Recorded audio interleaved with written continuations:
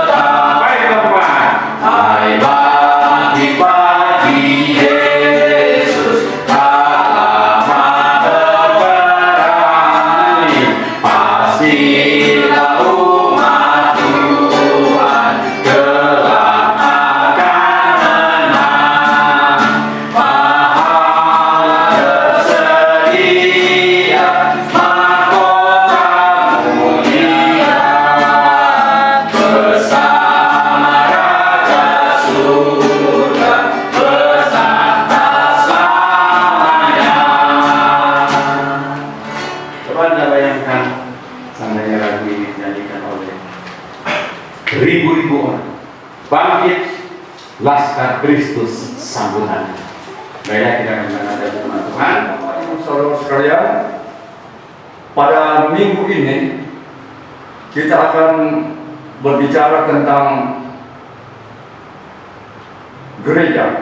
Pertama-tama saya ingin menyambut Bapak Ibu Saudara sekalian dengan penuh sukacita, dan bagi mereka yang baru pertama kali ini hadir bersama-sama kami, saya sangat berharap, saya mendoakan agar pada hari-hari minggu berikutnya kita pun akan bersama-sama kembali. Baik Bapak Ibu Saudara sekalian, sebelum kita memulai uraian firman Tuhan di hari ini, mari kita bersatu dalam doa. Segala puji kami naikkan kepada Bapa di surga. Kami telah berkumpul di sini untuk sebuah kerinduan mendengarkan firman-Nya, sehingga kami memiliki pengharapan di dalam dunia yang dipenuhi dengan berbagai-bagai pencobaan dan masalah. Tolong kami semua Bapak di surga, apa yang kami boleh dengarkan daripada-Mu melalui khotbah pada hari ini bisa membangkitkan semangat kehidupan kami sampai Engkau datang menyebutkan. Dalam nama Tuhan Yesus berdoa. Amin. Pelajaran pagi hari ini untuk memperbaharui, to renewal pemahaman tentang gereja. Mengapa? Karena Tuhan janji Dia akan datang kembali khusus untuk menjemput jemaatnya. Nah, kalau kita tidak paham tentang ini, maka saudara tidak akan terangkat ketika Tuhan datang jemput. Ini sangat serius.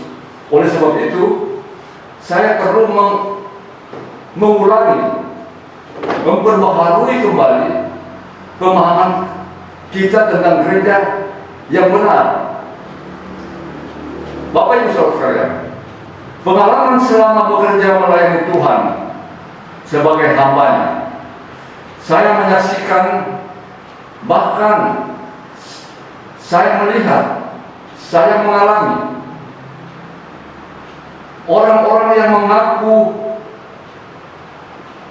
jebolan STT fundamental pun, saya harus mengatakan dengan tulus, tidak paham arti gereja. Mereka datang ke tempat ini, dan kemudian mereka mengatakan sudah dilahirkan kembali. Bagaimana kita tidak mau percaya? Keluaran sekolah tinggi teologi fundamental, dan ketika kita mencoba untuk membuktikan kebenaran kelahirannya kembali, ya ternyata tidak ada yang salah. Mereka mengaku sudah dilahirkan kembali, kemudian mereka menjadi anggota gereja Maranatha, gereja Baptis Alkitabiah Maranatha. Atas kesepakatan bersama mereka pun ada diangkat menjadi kepimpinan, menjadi gembala. Ini berbicara tentang pentingnya sebuah gereja. Tiba-tiba dengan seenaknya mereka pergi meninggalkan gereja tanpa alasan. Itulah sebabnya mengapa saya sekali lagi ingin memperbaharui untuk dimengerti dengan benar. Pertanyaan kita pada hari ini, apa sih itu gereja?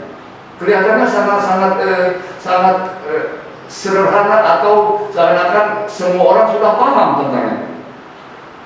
Mari kita lihat di dalam Matius 16 ayat 18, Tuhan Yesus mengatakan apa di sana? Tuhan sendiri yang mengatakan, dan aku pun berkata kepadamu, kepada Petrus, engkau adalah Petrus, dan di atas batu karang ini aku akan mendirikan jemaatku, dan Allah mau tidak akan menguasainya. Kita tidak akan terlibat dengan pemahaman di luar tentang siapa, tetapi dari permainan kata yang Tuhan sampaikan ini, dari teks aslinya, dia bilang engkau Petrus, di atas Petra ini, di atas batu karang ini, menunjuk kepada diri Tuhan Yesus, aku akan membangun jemaatku, dan Allah mau tidak akan menguasainya. Bapak Ibu Saudara sekalian, inilah jadi Tuhan Yesus yang membangun gereja. Sebagai pemilik, Tuhan sendiri menetapkan syarat siapa yang boleh menjadi anggotanya. Jadi bukan suka-suka saya mau datang, kemudian kalau saya nggak enak di situ saya pergi. Tidak begitu, saudara. Bukan begitu pengertian gereja. Mengapa? Ketika Tuhan Yesus membangun jemaatnya, itu berarti membangun sepanjang abad. Sampai kapan? Sampai dia datang kembali menjemput umat pilihan yang telah tergabung di dalam jemaat. Ini sangat penting. Kisah Para Rasul mengatakan di dalam Kisah Para Rasul 2 ayat 37, ketika mendengar hal itu, ketika mereka mendengar hal itu, hati mereka tersayat. Lalu mereka bertanya kepada Petrus dan rasul-rasul yang lain, apakah yang harus kami perbuat? Jawab Petrus ketika dia telah menyampaikan Injil, jawab Petrus kepadanya, bertobatlah dan masing-masing memberi dirinya dibaptis di dalam nama Yesus untuk pengampunan dosamu. Bapak Ibu Saudara sekalian, di tempat lain Tuhan Yesus kepada Nikodemus mengatakan, jika seorang tidak dilahirkan kembali, ia tidak akan melihat kerajaan Allah. Sedikit kita bicara di sini. Nikodemus seorang pengajar Israel, seorang yang ahli hukum, yang menghakimi bangsa Israel. Tetapi tegas Tuhan Yesus mengatakan, you must. Itu kalimat perintah. You must. Engkau harus. You must to be born again. Ini sangat serius, saudara. You must. Kalimat perintah. Jadi siapapun tidak boleh mengatakan dia boleh datang di gereja karena dia adalah orang tuanya sudah Kristen atau dan lain sebagainya, memiliki gelar atau apa dan sebagainya, pernah mengajar sekolah itu, tidak seperti itu. Ini syarat Tuhan. Ini bukan syarat. Kita harus keep on the Bible. Kalau kita betul-betul mempertahankan Alkitab, kita harus ikuti apa yang Tuhan Yesus mau. Bapak Ibu Saudara sekalian, berbicara tentang gereja, yang Tuhan maksudkan di sini adalah orang-orang yang ketika dia datang menjemput di awan-awan, siap untuk terangkat. Itu pengertian gereja. Orang-orang yang sudah dilahirkan kembali, berkumpul dalam suatu jemaat lokal, kemudian mereka bersatu hati untuk melaksanakan amanat agung. Ini inti dari apa yang Tuhan inginkan bagi saya dan saudara. Tidak boleh ada orang yang mencari alasan yang lain daripada maksud Tuhan ini tentang gereja. Orang-orang Kristen yang dibangun Tuhan Yesus adalah suatu kumpulan yang dipanggil keluar. Suatu saat nanti akan berkumpul di Yerusalem surga. Ini gereja. Selagi bersama murid-murid kita ingat bersama, Tuhan Yesus mengatakan, aku pergi menyediakan tempat bagimu. Setelah tempat telah kusediakan, aku akan datang kembali supaya di tempat di mana aku berada, di situ pun kamu berada. Saudara boleh baca itu dalam Yohanes 14 ayat 1-3.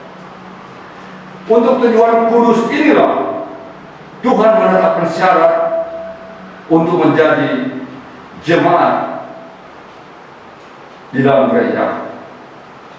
Pertama, orang harus bertobat. Yang kedua, orang harus dilahirkan kembali. Kenapa Tuhan Yesus menuntut ini? Karena kita nanti akan bersama-sama dengan Dia ketika Dia akan menjemput. Itu yang pertama. Yang kedua, karena sejak lahir manusia sudah berdosa, telah berdosa.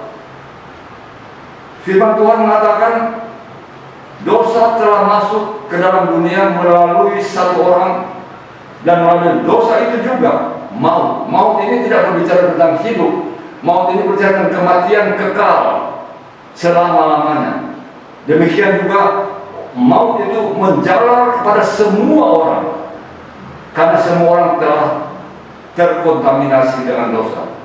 Itu ada, kalau Anda mau baca itu ada di dalam Roma 5 ayat 12. Akibatnya, apa akibatnya kalau kita telah berada menjadi sasaran kematian? Bapak Ibu Saudara sekalian, kita kembali kepada masalah utama. Untuk kembali, untuk bisa berdamai dengan Allah Bapa di surga, manusia harus membereskan dosa-dosanya. Pertanyaan kita pada hari ini, bagaimana manusia bisa membereskan dosanya? Ini bukan main-main, karena tujuan dosa itu sudah tahu ke mana arah tujuannya, ke neraka yang kekal. Yang pertama, poin yang pertama, saudara, saya pun, bukan hanya saudara, saya pun sebelum saya bisa memberitakan Injil seperti apa adanya sekarang, saya bertobat. Saya sadar bahwa saya adalah manusia berdosa. Rasul Paulus mengatakan, aku manusia celaka. Siapa yang dapat melepaskan aku dari tubuh maut ini? Ada pengharapan, saudara. Di balik pertanyaan yang sepertinya putus asa, ada pengharapan yang Tuhan siapkan bagi setiap manusia yang telah jatuh dalam dosa. Sebesar apapun dosa saudara, sebesar apapun dosa saya, ya, kalau mau mengakuinya, Tuhan Yesus mengatakan, dengar ini baik-baik. Tuhan Yesus mengatakan, sesungguhnya aku berkata kepadamu, siapa yang mendengar perkataanku dan percaya kepada Dia, yaitu Bapa di surga, yang mengutus Tuhan Yesus ke dalam dunia ini, ia mempunyai hidup yang kekal. Jadi jaminan hidup kekal diberikan kepada seorang yang percaya kepada Yesus. Trust itu bukan sama percaya biasa seperti yang kita kenal. Trust itu berarti bersandar penuh kepada Yesus, percaya kepada Yesus sepenuhnya. Dan dia, ketika dia bersandar penuh, ia mempunyai hidup yang kekal, tidak dihukum sebab ia sudah pindah dari dalam maut kepada hidup. Dengan percaya kepada Tuhan Yesus, saudara saat itu pun diselamatkan dari kematian kekal. Bapak Ibu Saudara sekalian, ayat 5 dari Yohanes 3 ayat kita membaca, Tuhan Yesus mengatakan kepada Nikodemus, untuk masuk ke dalam kerajaan Allah, seorang harus dilahirkan kembali dari air dan Roh Kudus, dan dari air dan Roh. Itu terdapat di Yohanes 3 ayat 3 ayat 5. Anda saudara bisa baca. Dilahirkan kembali. Sesungguhnya seseorang yang tidak dilahirkan kembali dari air dan Roh, dia tidak akan masuk ke dalam kerajaan Allah. Yohanes 1 ayat 13 juga mengatakan, menetapkan dilahirkan dari apa? Yang dilahirkan bukan dari darah dan daging, keinginan jasmani manusia, tetapi dari Allah Bapa di sorga. Dilahirkan dari air dan Roh. Efesus 5 ayat 26 mengatakan, ia, Tuhan Yesus, dapat menguduskan dan membersihkan dan menyucikan dengan air oleh firman. Kita boleh baca di Efesus 5 ayat 26. Saya bacakan kepada saudara, karena ini sangat penting, sehingga kita harus hati-hati, jangan sembarangan. Di Efesus 5 ayat 26 dikatakan di sana, that he might sanctify and cleanse it with the washing of water by the word, oleh firman, disucikan oleh firman. Jadi air yang dimaksud di sini adalah firman yang menyucikan saya yang berdosa, saudara yang berdosa, sehingga memperoleh jaminan dalam hidup yang kekal. Itu yang dimaksud dengan air. Bapak Ibu Saudara sekalian, roh kita diperbaharui oleh kuasa, oleh gerakan, oleh pekerjaan Roh Kudus. Roh kita diperbaharui sehingga kita yang tadinya menginginkan hal-hal yang berdosa berubah kepada hal-hal yang menyenangkan Tuhan.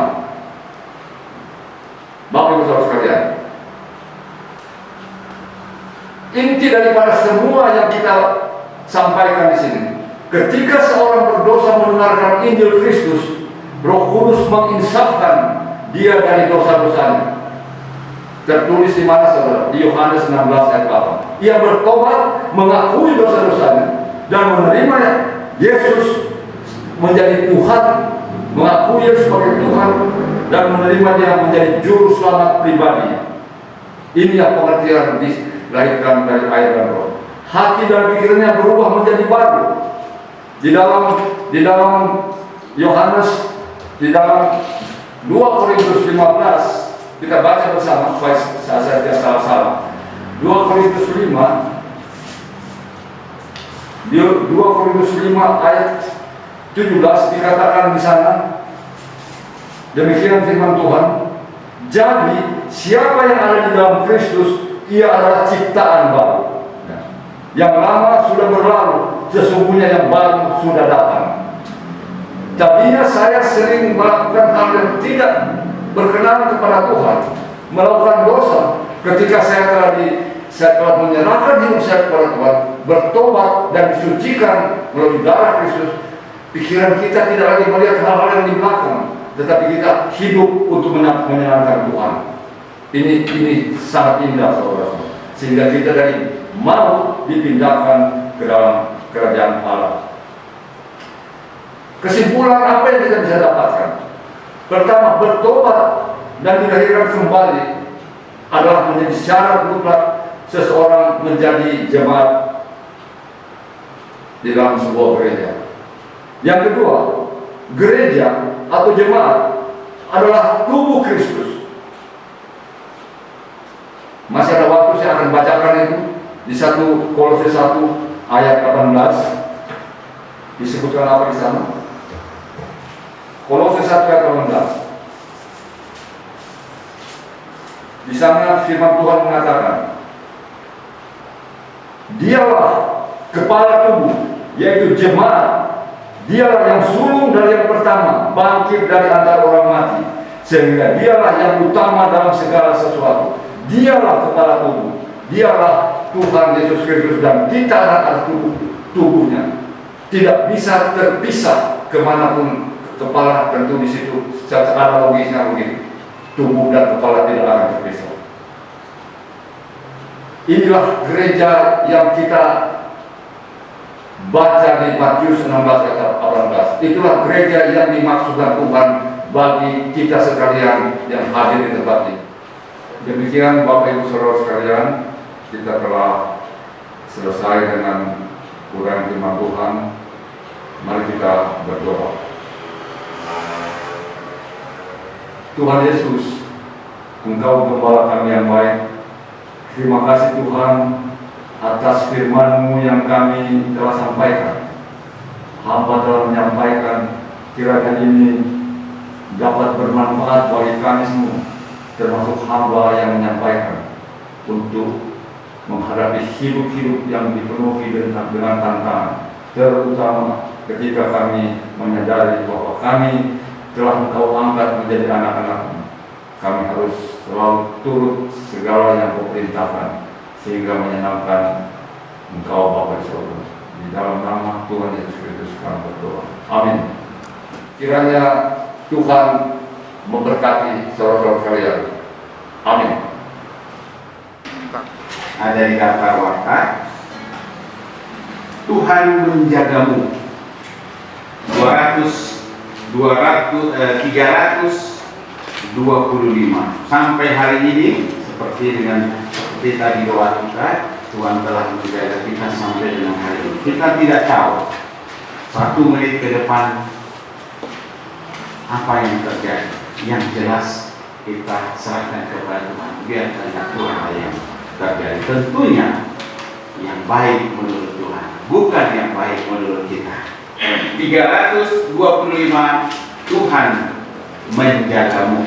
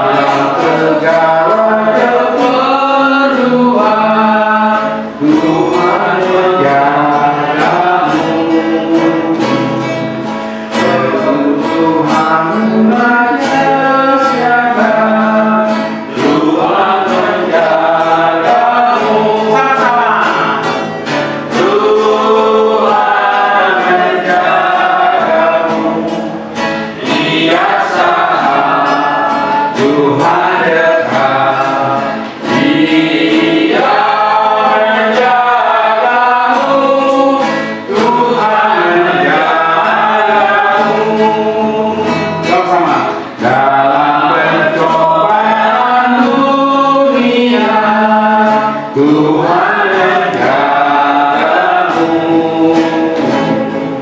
Serahkan hidup padanya, Tuhan menjagamu. Tuhan menjaga. Tuhan menjagamu. Dia saat Tuhan dekat. Dia menjagamu. Amin, saudara. Amin. Tuhan menjagamu. Amin. Tuhan menjaga kita.